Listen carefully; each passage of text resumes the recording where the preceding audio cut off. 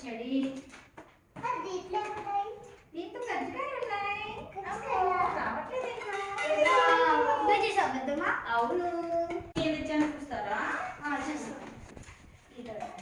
మమ్మీకి ఫ్రూట్స్ మా చెట్టువి రావి. బిస్కెట్స్. మమ్మీకి ఫ్రూట్స్ మా చెట్టువి కాసాయి బనానాస్. చూడు ఎలా ఉన్నాయో.